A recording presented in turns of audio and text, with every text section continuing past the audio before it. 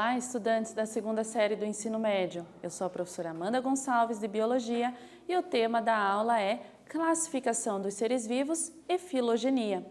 Vamos então aos objetivos da aula? Então vamos compreender o conceito biológico de espécie, vamos entender a nomenclatura binomial, fazer a classificação dos seres vivos e o conceito filogenético de espécie. Então, fiquem ligados nessa aula. Observando então essa imagem, onde nós temos vários seres vivos, como você classificaria esses seres vivos? Já parou para pensar? Quais critérios você utilizaria? Talvez você tenha pensado como um filósofo grego. Olha lá. Então nós temos Aristóteles. Aristóteles ele foi o primeiro pensador a tentar entender os seres vivos e tentar fazer uma classificação. A classificação é uma forma mais didática da gente estudar os seres vivos e também compreender um pouquinho sobre a história evolutiva deles. Então, olha só como ele fez a classificação. Então, ele dividiu então em animais e vegetais. Dentro dos animais, ele dividiu então mamíferos, aves e répteis de um lado, insetos e moluscos de outro. Dentro dos vegetais, ele dividiu em 3 grupos: ervas, arbustos e árvores. Mas espera aí, quais foram os critérios que ele utilizou? Então, olha lá, aqui com relação aos animais, ele dividiu se tinha sangue vermelho ou não, e com relação aos vegetais, ele fez o critério de crescimento.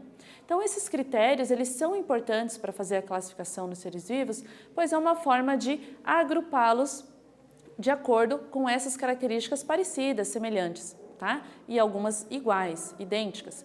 Isso a gente pode levar para a nossa vida. Então, por exemplo, se você vai organizar o seu guarda-roupa e você quer classificar as roupas lá dentro, então você vai ter que estabelecer um critério. Bom, desse lado eu coloco roupa de inverno, desse outro lado eu vou colocar roupa de verão. Mas eu posso ainda dividir esses 2 grupos principais em grupos menores. Então, vou separar por cor, é um critério, pelo clima, que você utilizou anteriormente, certo? Então, é esse raciocínio que os cientistas têm, os pesquisadores têm para a classificação dos seres vivos. E aí, vocês já sabem o que é uma espécie? Vocês já viram na internet, de repente, em algum documentário? Aqui nós temos essa imagem de um casal de ligres. O que é um ligre? É a junção de uma tigresa com um leão. Nós sabemos que tanto a tigresa quanto o leão são de espécies diferentes, mas aqui houve então a reprodução e surgiu um novo ser. Mas será que eles podem gerar descendentes? Então a resposta é não, porque o número de cromossomos do tigre e do leão é diferente. Apesar deles serem cromossomos um número par, na hora de fazer a fecundação pode gerar uma alteração. Mas nós vamos ver alguns casos depois sobre isso, tá? Então, a espécie, com relação ao conceito biológico, nós temos, então, organismos semelhantes entre si, intercruzantes em ambiente natural e que podem gerar descendentes férteis. Então, não adianta só uma espécie se parecer com outra. Ah, eu acho que esse animal está se parecendo com esse, ele é da mesma espécie. Não. Eles precisam cruzar em ambiente natural e ainda gerar descendentes férteis. Então, esses filhotes precisam ainda gerar novos descendentes para que a espécie ocorra a perpetuação dela. Então, os cromossomos, eles precisam estar alinhados para fazer a fertilização. Então, como vocês podem ver nessa imagem da divisão celular, nós temos 2 células se dividindo. E esses cromossomos lá na fase da mitose, na metáfase, esses cromossomos, quando eles estão alinhados, precisam então ter o mesmo número de cromossomos, tá? Para a formação então desse novo ser. Agora vamos então de exercício. Na questão número 1 diz: não é de hoje que o homem cria artificialmente variedades de peixes por meio da hibridação. Esta é uma técnica muito usada pelos cientistas e pelos piscicultores, porque os híbridos resultantes em geral apresentam maior valor comercial do que a média de ambas as espécies parentais, além de reduzir a sobrepesca no ambiente natural. Então, essa daqui é uma notícia que está falando um pouco sobre alguns peixes híbridos que estão sendo utilizados. Explica o que são animais híbridos e qual processo não ocorre com esses animais e por quê. Vamos lá?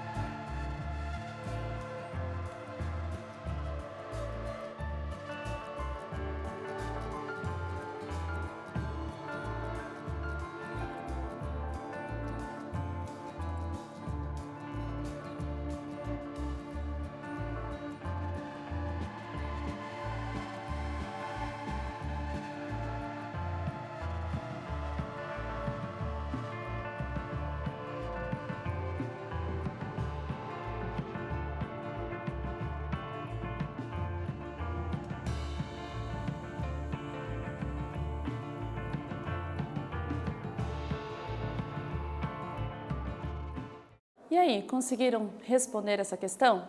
Então aqui os piscicultores estão utilizando peixes híbridos porque tem um valor comercial um pouco maior. Então vocês devem responder o que são esses animais híbridos, qual é o processo que não ocorre com esses animais e por quê. Então, uma sugestão de resposta nós temos ali. São seres oriundos do cruzamento genético entre espécies diferentes, tá?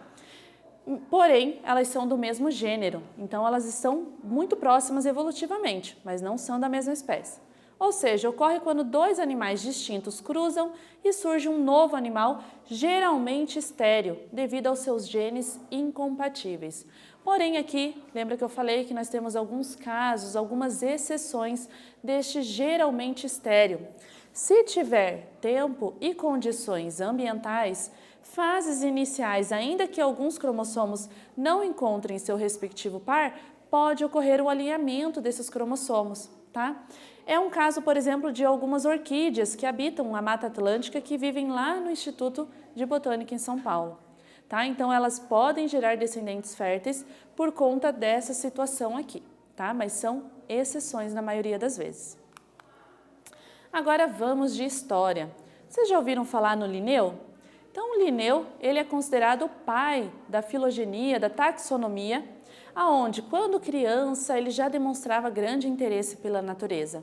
Então, quando ele foi adulto, ele fez várias explorações pela Holanda, França, Alemanha, fez medicina e foi professor de universidade. Escreveu até um livro. E quando ele estava fazendo essa pesquisa, ele percebeu que precisava, então, que todos falassem uma mesma língua com relação aos seres vivos, porque cada país iria abordar em relação a algum animal, alguma planta, com um nome distinto.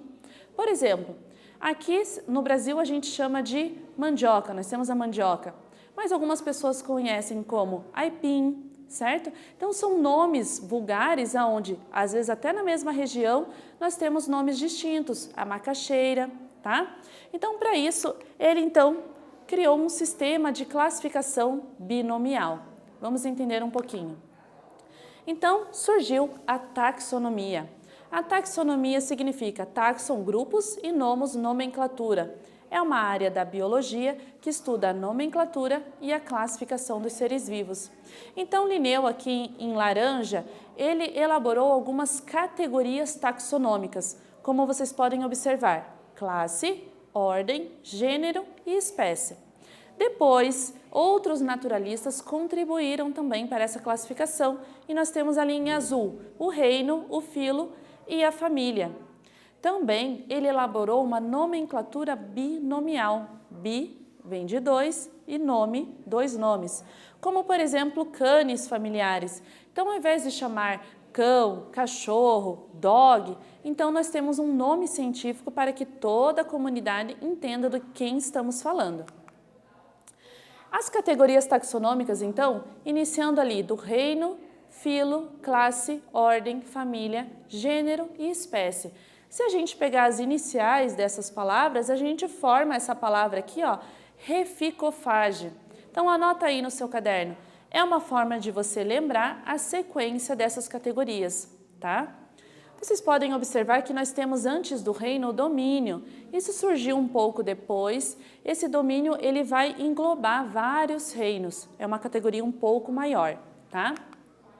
Então aqui, ó, fazendo uma analogia com algumas caixas, é como se dentro de uma caixa maior nós temos o reino e lá na pontinha, na caixa menor, nós temos a espécie. Então nós vamos de características mais abrangentes para critérios, características menos abrangentes até chegarmos na espécie. A nomenclatura binomial, então. Por exemplo, nós temos a aranha marrom. A Loxelis intermedia, ela então é formada por dois nomes, então aqui nós temos o nome da espécie. A primeira palavra, então, refere-se ao gênero e ela sempre tem que estar escrita com a inicial maiúscula. E a segunda palavra escrita com a inicial minúscula, chamada de epíteto específico. O nome científico tem que sempre estar escrito ou em itálico ou sublinhado, tá? Aqui um outro exemplo de uma outra aranha marrom. Então, é utilizado uma linguagem em latim. Por que o latim? Porque é uma língua universal, é considerada uma língua morta. Ela não é mais utilizada, então ela não vai sofrer alterações. Ao invés do inglês, do português, do japonês, são línguas que estão em constante modificações, tá? E quando você não sabe o nome da espécie, só conhece o gênero, então você coloca o nome do gênero e então depois você escreve SP ponto, tá? A classificação aqui, feita em 1969, então traz os 5 reinos presentes na natureza. Começando então, aqui da base, nós temos o reino Monera, que é o reino das bactérias. Depois, nós temos o reino Protoctista ou reino Protista, nesses dois grupos. Depois, nós temos o reino Fungi, o reino Plantae e o reino Animalia.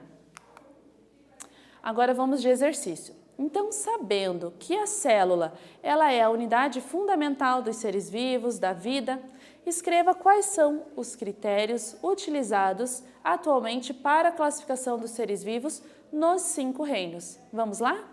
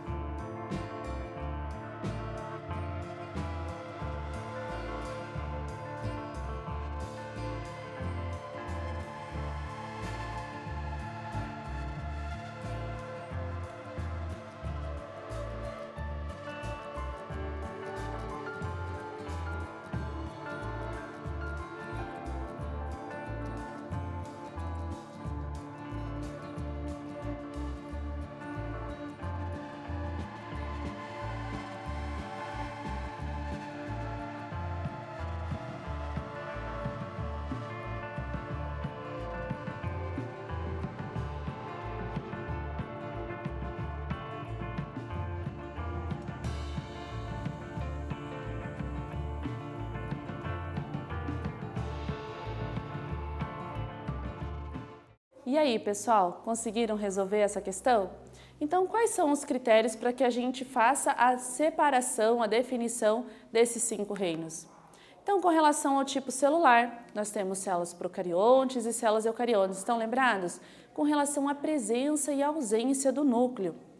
Número de células, nós temos organismos que são unicelulares, pluricelulares. Dentro de determinados reinos, nós temos seres que são tanto uni ou pluricelulares, tá? Como, por exemplo, o reino protista.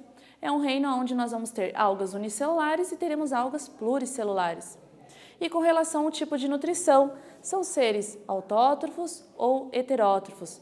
Autótrofos são seres que conseguem produzir o seu próprio alimento.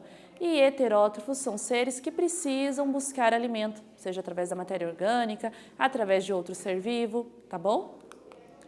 Aqui então nós temos uma classificação de 1977, onde nós temos os 3 domínios que eu comentei com vocês, que o domínio é aquela categoria maior em relação ao reino. Então nós temos aqui um cladograma, onde mostra a bactéria, tá? Então o domínio bactéria. Nós temos aqui um segundo domínio em vermelho, o domínio Archaea, e em preto nós temos o domínio Eukarya. Como vocês podem ver ali no domínio Eukarya, é ali que nós estamos, onde nós temos ali os animais, os fungos e as plantas. Conseguem perceber ali na ponta? Tá? E aqui nós temos então o início de tudo. Então desde aqui nós temos um ancestral comum, essa faixa preta, aonde deu origem a esses 3 domínios principais da natureza. Como que a gente pode então interpretar esse cladograma? É uma representação, é uma forma da gente entender um pouquinho o parentesco evolutivo existente entre as espécies, as características que elas possuem de semelhante. Então vamos relembrar. Cladogramas, eles são diagramas que indicam uma história comum entre espécies ou grupos de seres vivos. Então, por exemplo, nós temos ali em vermelho simbolizando um ramo. O ramo também é a mesma coisa que linha evolutiva. Então, nós temos aqui uma linha evolutiva, 2, 3 e 4, tá? E nós temos, no finalzinho dessa linha evolutiva, nós temos ali em amarelo circulado os nós. Os nós, o que significa isso? É o momento onde ocorreu a divisão desses táxons. Por alguma situação que aconteceu na natureza, houve a divisão desses grupos.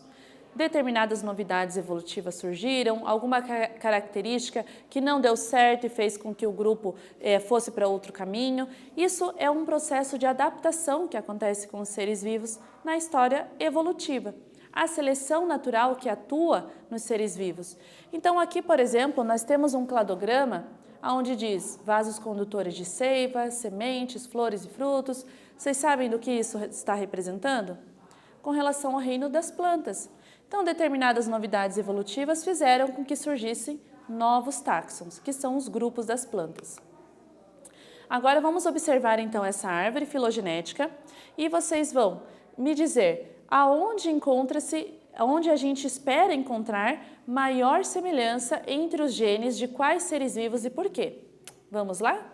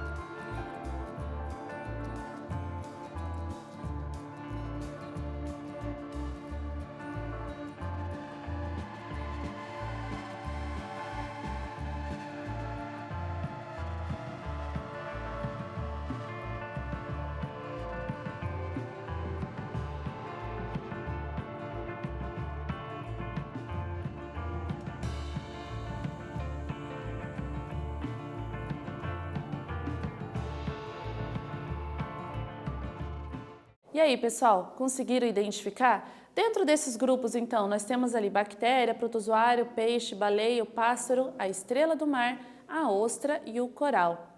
Quais são, então, uma sugestão de resposta? Pela análise do cladograma, verifica-se, então, que a baleia e o pássaro, observem ali, então, a baleia e o pássaro, saem de um mesmo nó, tá? E por isso, então, indica que essas espécies, elas são mais próximas evolutivamente, tudo bem?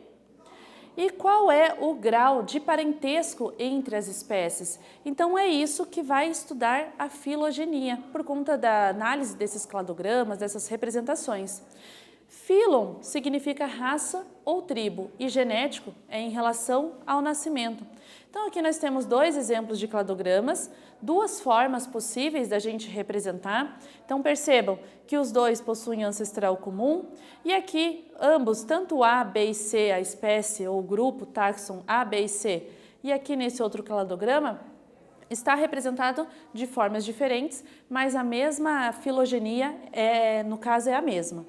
Aqui eu trouxe para vocês um cladograma de Darwin, quando ele estava lá estudando as espécies, tentando entender a questão evolutiva. Então ele escreveu ali, ó, I think, eu penso. Então ele escreveu uma possibilidade da árvore do surgimento dos seres vivos. E eu com isso, por que eu preciso estudar isso, professora? Por que eu preciso estudar a classificação dos seres vivos? Então, a gente pode entender as semelhanças e as diferenças entre os seres vivos, compreender melhor sobre você mesmo e a origem do ser humano. E nesta aula nós vimos sobre o conceito biológico de espécie, a nomenclatura binomial, a classificação dos seres vivos e a questão filogenética da espécie, o conceito. Espero que vocês tenham gostado e até breve!